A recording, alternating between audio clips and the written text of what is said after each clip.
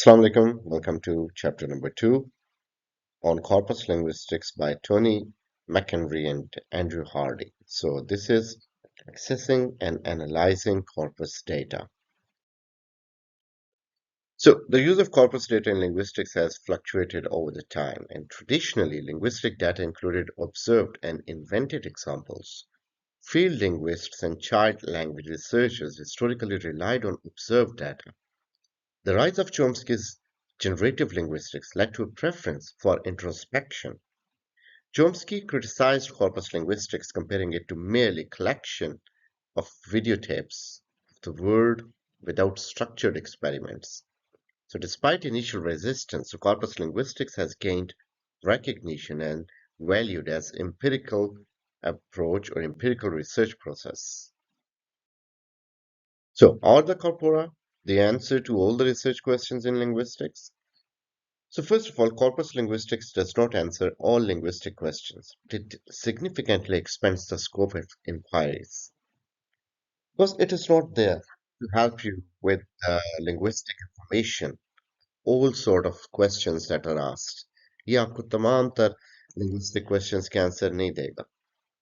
ये आपको डाटा देगा. ये आपके इंक्वायरीज का स्कोप एक्सपेंड कर देगा. यानी आप एक कॉर्पस बनाते हैं तो वो कॉर्पस अपने आप को एक्सप्लेन नहीं कर रहा है, एक्सप्लेन आप नहीं कर रहे हैं, और वो इतना डिटेल्ड होगा कि आपको उसके अंदर मजीद इंक्वायरीज का स्कोप मिल जाएगा. So some research questions remain beyond the reach of corpora, such as deeply cognitive or theoretical linguistic inquiries, जैसा चॉम्स्की ने कहा.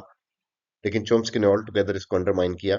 लेकिन ये कि हाँ, यहाँ पे इसकी रेजिस्टेंस है कि जो थ्योरेटिकल लिंग्विस्टिक इंक्वायरीज हैं या कॉग्निटिव है, जो एक बच्चे की, एक बंदे की मेंटल थिंकिंग है, उसका थिंकिंग प्रोसेस है, वहां पे कॉर्पस जो है वो हेल्प नहीं करता.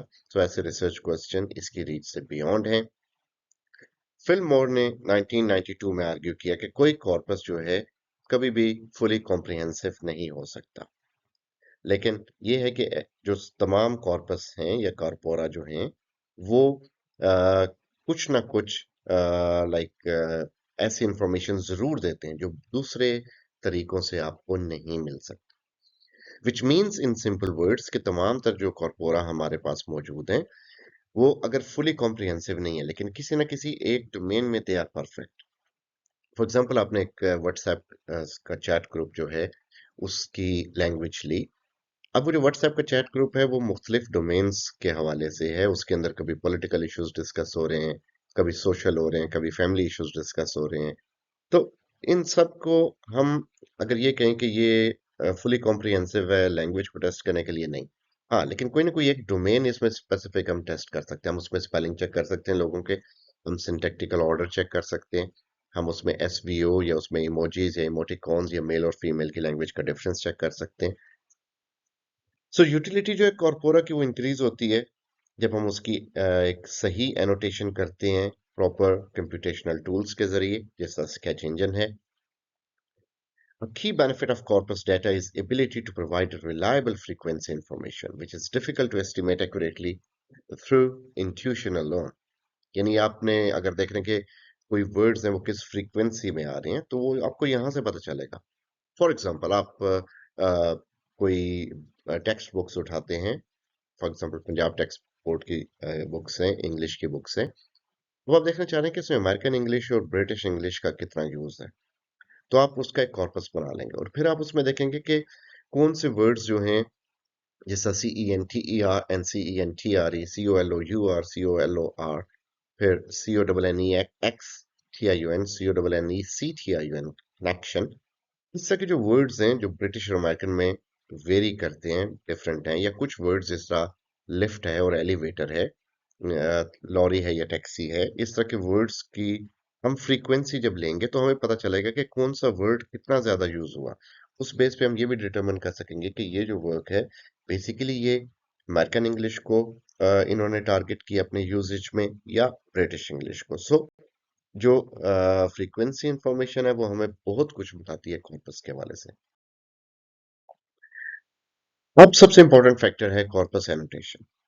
कॉर्पस की एनोटेशन जो है उसमें हमारे पास मेजर टाइप्स हैं. मेटा डाटा, सो इसमें टेक्स्ट की इंफॉर्मेशन होती है सारी, जिसमें ऑथर, डेट, लैंग्वेज, जॉनरा के वो टेक्स्ट किस हवाले से है, किसने लिखा, कब लिखा, किस जुबान में लिखा, और उसका बेसिक जो है वो यानी जॉनरा क्या था, डिसिप्लिन क्या था जिसमें वो लिखा गया।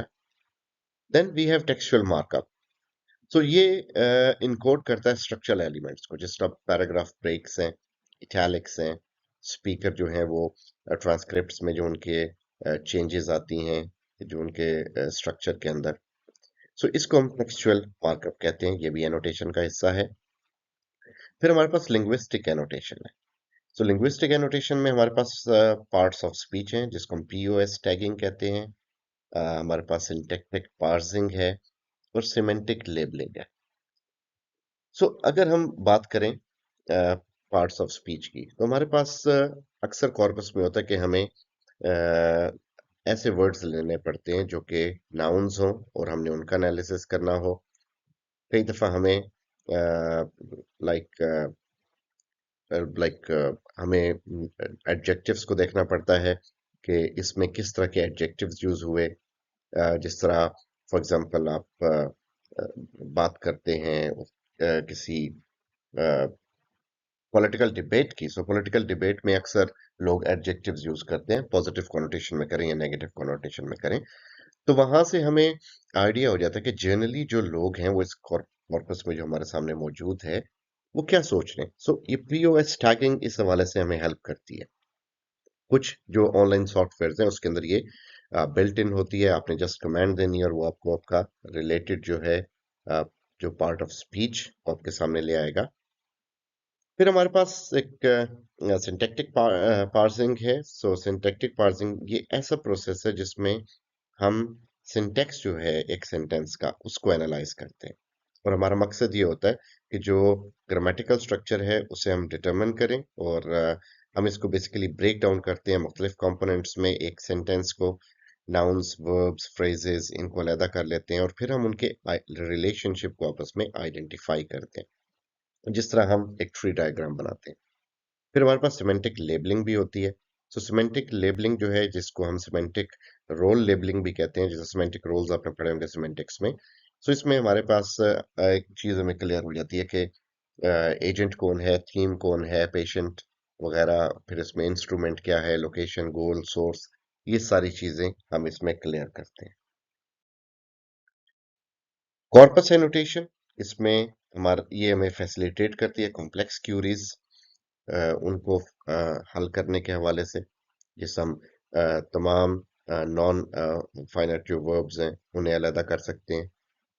लार्जर जो लिंग्विस्टिक एनालिसिस है, वर्ड्स यानी वर्ड सर्च के बियॉन्ड उसका एनालिसिस हम कर सकते हैं। यानी हम सिर्फ फ्रीक्वेंसी नहीं देखेंगे, हम इसमें और बहुत कुछ देख सकते हैं कि प्रपोजिशन का यूज कैसा हुआ। कुछ प्रपोजिशन के यूज से हमें यही पता लगता है कि ब्रिटिश यूज है या अमेरिकन यूज है। एनोटेशन से बेसिकली जो सिंटैक्टिक स्ट्रक्चर्स हैं और फ्रीक्वेंसी पैटर्न्स हैं, ये सिस्टमैटिकली हमारे सामने आ जाते हैं। सो किसी ज़माने में ये मैनुअल होता होगा एनोटेशन, लेकिन अब कंप्यूटराइज फॉर्म्स हैं तो आपको कंप्यूटराइज लेवल पे ये मिल जाती हैं एनोटेशंस, यानी आपको इसको खुद नहीं करना पड़ता। आप ये एनोटेटेड जब आप डाटा एंटर करते हैं फॉर एग्जांपल स्केच इंजन में, तो एनोटेटेड डाटा बन जाता है। उसके अंदर ये पार्ट्स ऑफ स्पीच टैगिंग, ये सारे वर्ड्स, उनकी फ्रीक्वेंसी, सिंटैक्टिक स्ट्रक्चर, सारा कुछ उसके अंदर इजीली वन क्लिक पे होता है। तो कंकॉर्डेंस बहुत इंपॉर्टेंट चीज है। सो कंकॉर्डेंस एक टूल है जो कि एक वर्ड और फ्रेज को उसकी जो को अकरेंस है वो दिखाता है किसी एक कॉन्टेक्स्ट के अंदर। Keyword in context which is KWIC। सो ये एक फॉर्मेट है जो डिस्प्ले करता है सर्च आइटम्स को। यानी सर्च आइटम जो आपका मोस्ट फ्रीक्वेंट वर्ड है वो सेंटर में होगा, मिडल में होगा, उसके आसपास उसका राइट एंड लेफ्ट कॉन्टेक्स्ट होगा जिसमें वो यूज हो रहा है। सो इससे हमें पता लगता है कि कीवर्ड जो सबसे ज्यादा यूज हुआ उस कीवर्ड को किस किस सेंस में यूज किया गया। तो कंकॉर्डेंस से हमें कोलोकेशंस के बारे में, ग्रामेटिकल पैटर्न्स के बारे में, डिस्कोर्स फीचर्स के बारे में पता लगता है।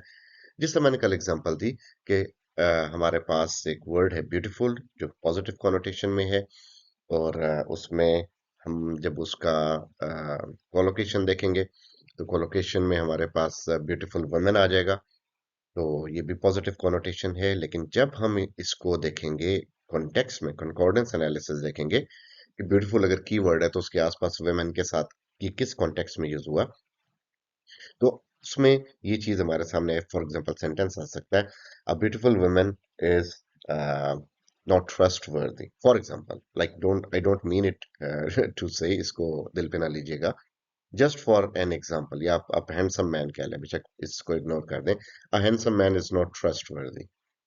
तो हैंडसम भी पॉजिटिव, मैन भी पॉजिटिव, लेकिन ट्रस्ट नॉट ट्रस्ट वर्दी जो कॉनोटेशन में या हमें कंकॉर्डेंस में या कॉन्टेक्स्ट में पता लगा, विच मीन्स कि उसके जो दोनों पहले वर्ड्स लोगों ने यूज किए वो कोई पॉजिटिव इंफॉर्मेशन ही जा रही थी, वो उसके हवाले से नेगेटिव इंफॉर्मेशन जा रही थी, ये कंकॉर्डेंस में हमें पता लगता है। तो जो एफिशिएंसी कंकॉर्डेंस टूल की, इससे लार्ज स्केल टेक्सचुअल एनालिसिस बड़ा इजी हो जाता है, और मैनुअली हम इसको नहीं कर सकते कि आप मैनुअली एक डाटा के अंदर से मोस्ट फ्रीक्वेंट वर्ड निकालें, फिर कोलोकेशन निकालें और फिर उसका कंकॉर्डेंस निकालें। अब जो कॉर्पस टूल्स हैं वो बड़े इंपॉर्टेंट है हमारे पास, यानी जो मैकेंड्री और हार्डी ने बयान की अपनी बुक में।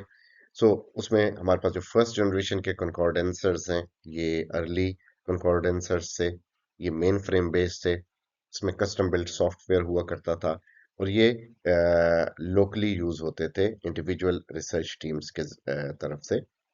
जैसा क्लॉक एक सिस्टम था यूनिवर्सिटी ऑफ ब्रिमिंघम का, उन्होंने डेवलप किया, लेकिन ये बिल्कुल एक छोटा डाटा जो था उनके पास, उस हवाले से एक छोटी सी लोकेशन में ये यूज करते थे, और वो बड़े बड़े ह्यूज कंप्यूटर्स के ऊपर। एंड देन सेकंड जनरेशन कंकॉर्डेंसेस, ये 1980 से 1990 जब कंप्यूटर जो है थोड़ा सा डेवलप हुआ, कुछ पर्सनल कंप्यूटिंग की तरफ गेम आई, लोगों ने कंप्यूटर्स को घर पे रखा, तो यहाँ पे अब ये फर्स्ट जनरेशन के जो टूल्स है उससे ज़्यादा एक्सेसिबल हो गया, और वर्ड क्रंचर एक सॉफ्टवेयर उस जमाने में यूज हुआ, ये भी कंकॉर्डेंसर था। ये सेकंड जनरेशन कंकॉर्डेंसर था जिसको आप घर पे भी, यानी अपने पर्सनल कंप्यूटर पे भी रन कर सकते थे। देन थर्ड जनरेशन कंकॉर्डेंसर्स, तो ये मॉडर्न कंप्यूटेशनल लिंग्विस्टिक्स के लिए डिजाइन किए गए, इसमें स्टैटिस्टिक और एनालिटिकल फीचर्स डेवलप हुए, और जैसा वर्ड स्मिथ टूल है, एंड कॉन्क है, जायरिया, ये जो हैं ये सारे के सारे कंकॉर्डेंस एनालिसिस करते हैं, और ये अ, इनके लिए आपका जो पर्सनल कंप्यूटर है आप उसको उन पे या लैपटॉप्स पे रन करते हैं। फोर्थ जनरेशन कंकॉर्डेंसेस जो कि अब चल रहे हैं, जिनमें एडवांस टूल्स हैं, वेब बेस्ड एक्सेस है, डायनामिक कॉर्पोरा है, कि आप इसमें कॉर्पस खुद ना बनाए, बेशक ऑनलाइन उन्हें वेबसाइट दे दें, वो वहां से कॉर्पस उठा लेगा। इनके अंदर बिल्ट इन जो कॉर्पोरा है वो मौजूद हैं, और ये विजुअलाइजेशन के वाले से ज्यादा इंटरेक्टिव हैं, बहुत अच्छी विजुअलाइजेशन इनमें as compare to third generation, बहुत अच्छी विजुअलाइजेशन है इनके अंदर। स्केच इंजन में आप बेशुमार ऐसी विजुअलाइजेशन ले सकते हैं, आपको बहुत सारा डाटा, उसका एनालिसिस उसमें मिल सकता है, आप डाटा को मुख्तलिफ अंदाज से व्यू कर सकते हैं, आप उस डाटा को डाउनलोड कर सकते हैं मुख्तलिफ फाइल फॉर्मेट्स के अंदर। तो ये बेसिकली फोर्थ जनरेशन कंकॉर्डेंसर्स हैं, जिसमें आपका डाटा आपको बड़ा क्लियर व्यू देता है कंकॉर्डेंस एनालिसिस का, या उसके कॉन्टेक्सचुअल एनालिसिस का। सो स्टैटिस्टिक्स का जहां तक ताल्लुक है कॉर्पस में, अगर डिस्क्रिप्टिव की बात करें तो इसमें हमारे पास जो कॉर्पस लिंग्विस्टिक्स में हम क्या करते हैं, हम डिस्ट्रीब्यूशन जो है वर्ड्स की, फ्रेजेस की, ग्रामेटिकल कैटेगरीज की, उनकी फ्रीक्वेंसी लेते हैं। सो जहाँ पे वर्ड फ्रीक्वेंसी आता है, तादाद आती है, नंबरिंग आती है, तो वहां पे ये न्यूमेरिकल डाटा बन जाता है, और ये डिस्क्रिप्टिव डाटा है, we are describing what kind of data it is. Beyond descriptive statistics देखें तो इसमें सिग्निफिकेंस टेस्टिंग है, like it identifies meaningful patterns rather than random occurrences, यानी जो हमारे पास occurrences हैं वो मीनिंगफुल हैं, रैंडम नहीं है, कुछ ना कुछ उनके मीनिंग्स निकल रहे हैं। और एक्सप्लोरेटरी टेक्निक्स हैं इसके अंदर, इसमें क्लस्टर एनालिसिस है, like to group similar linguistic features, यानी जो सिमिलर लिंग्विस्टिक फीचर्स हैं उन्हें हम ग्रुप कर देते हैं, कुछ सिमिलर चीजें हैं वो एक ग्रुप के अंदर, जैसा पीओएस टैगिंग है वो उसके अंदर आ जाएंगी। सो इसमें हम क्वालिटेटिव एंड क्वांटिटेटिव दोनों तरह की टेक्निक्स को लेके चल सकते हैं कॉर्पस लिंग्विस्टिक्स में।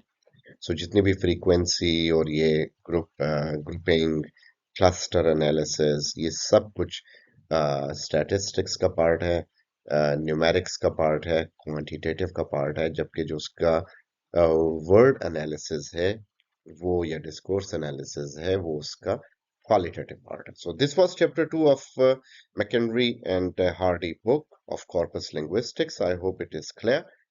नेक्स्ट चैप्टर इंशाल्लाह इसके साथ अटैच हो जाएगा, उसको भी जरूर देखिएगा.